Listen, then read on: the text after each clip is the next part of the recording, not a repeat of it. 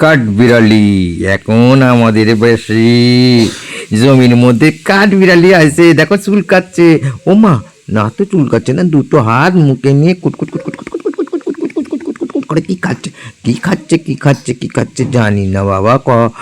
মাটি থেকে কি সাতা মাতা খাচ্ছে, আমার কিছু জানি না, কিন্তু খাচ্ছে। ও বাবা, কথাটা শুনতে পেয়েছে, ওরা আবার দেখলো।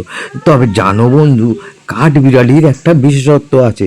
কাঠবিড়ালির পিঠে দেখবে কিরকম একটা আঙুলের মতো দাগ বোলানো রয়েছে, কি জানো ওইটা?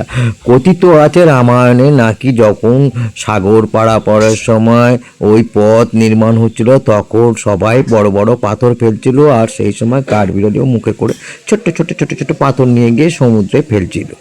তখন তাকে হনুমানরা বলছে, আমরা কষ্ট করে এত বড় বড় পাথর ফেলছি, আর তুমি এইটু এইটু ছোট ছোট পাথর ফেলে, বলছে একটা থাপড় মেরেছে। মারতে কাঠবিড়ালি অত বড় হনুমানের থাপড় খাইয়া পুরো পো করে মাথা ঘুরে মরে পড়ে গেছে।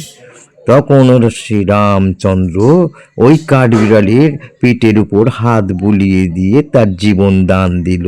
সেই থেকে শুনেছি নাকি তার পিঠে এই দাগগুলো। যাই হোক, ওটা হয়তো কথার কথা, সত্যি মিথ্যে হয়তো বিচার আমার ক্ষমতা নেই। দেখো কাঠবিড়ালি কি খাওয়া হয়ে গেছে, চলে যাচ্ছে। এবার শীতকালের দিনে একটু ঘুরু ঘুরু করছে, আবার ঘাসের দিকে আস্তে আস্তে 1 পা 2 পা 2 পা 3 পা 4 পা 5 পা করে করে এগিয়ে আসছে। খুঁজছে, কি খুঁজছে? খুঁজছে, দেখছে, খুঁজছে, পেয়েছে, আবার খাবার পেয়েছে। বাবা, ফ্রিতে খাবার টঙ করছে। ভিডিওটা কেমন লাগলো অবশ্যই কমেন্ট করে জানাবে।